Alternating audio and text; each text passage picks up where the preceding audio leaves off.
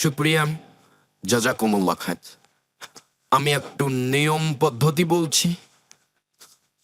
দোয়া করার পূর্বে ইসমে আজম পড়বেন, সুন্দর করে ওযু করবেন, 2 রাকাত সালাত আদায় করবেন। দোয়া কবুলের এটা পদ্ধতি।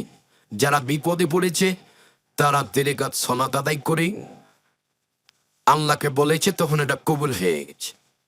সুন্দর করে ওযু করবেন, 2 রাকাত সালাত আদায় করবেন। 2 রাকাত সালাত আদায় করার পরে সালাম ফিরে দিয়ে একটা তাসবিহ তাহলিল করবেন। তারপর হাত উঠিয়ে প্রথমে বলবেন ইসমে আজম, আল্লাহুম্মা ইন্নী আসআলুকা বিআন্নাকা আনতাল্লাহ। আল্লাহ, তোমার কাছে এই জন্য চাচ্ছি যে তুমি আল্লাহ। তুমি আল্লাহ, এই জন্যই তো চাচ্ছি। আনতাল্লাহু সামাদুল্লাযী লাম ইয়ালিদ ওয়া লাম ইউলাদ ওয়া লাম ইয়াকুল লাহু কুফুওয়ান আহাদ। তুমি একক, নিরপেক্ষ, মুখাপেক্ষীন। তুমি কাউকে জন্ম দাওনি, তোমার কাছে কেউ জন্ম নেয়নি, তোমার সমকক্ষ কেউ নেই। এখন খুব খুশি? হ্যাঁ, ঠিক হয়েছে, আমি যেটা চাই সেটাই হয়েছে, বেশ ভালো। এখন কি বলতে চাও বলো? তাহলে দরুদ পড়েন। হ্যাঁ, এটা আরো ভালো হয়েছে। দরুদ না পড়লে দোয়া আকাশে গিয়ে ঝুলন্ত থাকে, উপরে উঠে না। তাহলে আমি প্রশংসা করলাম, দরুদও পড়লাম। আব্দুল রাজ্জাক সাহেব, আমাদের ইসমে আজম ওই প্রশংসা মনে নেই, তো দোয়ার বইয়ে দেখে নেবেন। তো এখন একটু বলেন না কোনো সহজ পথ।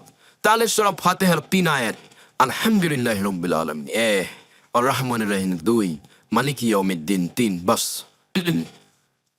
এই 3 আয়াতের পরে দুধ। এরপরে এখন বলেন কি চান?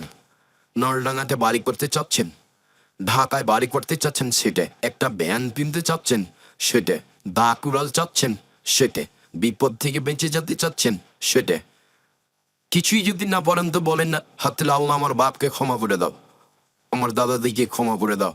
এটা বলতে হবে কান্নাকাটি ভাব নিয়ে।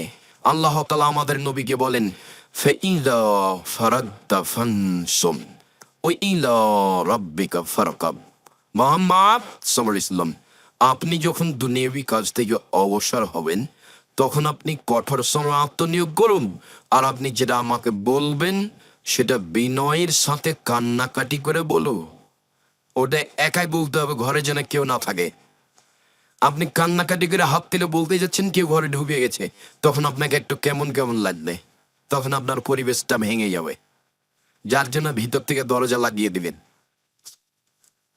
আপনি এক ঘরে, আপনার স্ত্রী এক ঘরে, 2 জন চলবে পাল্লা ইবাদতে। এইভাবে আর দিন কাটায়েন না। এছাড়া পরে ঘুমিয়ে যেতে হবে, রাতকে মূল্যায়ন করতে হবে। অনুরোধ থাকলো। সুপ্রিয়া, জাযাকুমুল্লাহ খাইর। আমার ডান দিকের ভাই খুব কষ্ট পাচ্ছেন মসজিদের আদায়ের জন্য। মসজিদের লোক এলাকার লোক বানাবে মসজিদ, আর মসজিদের জন্য এত ব্যস্ত হওয়ার কি আছে এমন? আপনারা সবাই যার যতটুকু সম্ভব মসজিদের উন্নয়নের জন্য তারা ডেকেছে, আপনারা অবশ্যই 10 টাকা, 5 টাকা, 50 টাকা দিয়ে যাবেন। তারা আশা নিয়ে কাজ করেছে। আমরা আপনাদের আন্তরিকভাবে শুকরিয়া আদায় করি। দিনী ভাই বোনকে মসজিদের জন্য দান করার অনুরোধ জানিয়ে, রমজান মাসে বিশেষ প্রার্থনার অনুরোধ জানিয়ে, আর দিনী বোনদেরকে খুব সতর্ক সাবধান থাকার অনুরোধ জানিয়ে, আমার ভাইদেরকে পরিবারের প্রতি খুব শক্ত হওয়ার অনুরোধ জানিয়ে আপাতত কথা এখানে শেষ করলাম। সুবহানাকা আল্লাহুম্মা ওয়া বিহামদিকা আশহাদু আল্লা ইলাহা ইল্লা আনতা আস্তাগফিরুকা ওয়া আতুবু ইলাইক। আসসালামু আলাইকুম ওয়া রাহমাতুল্লাহ।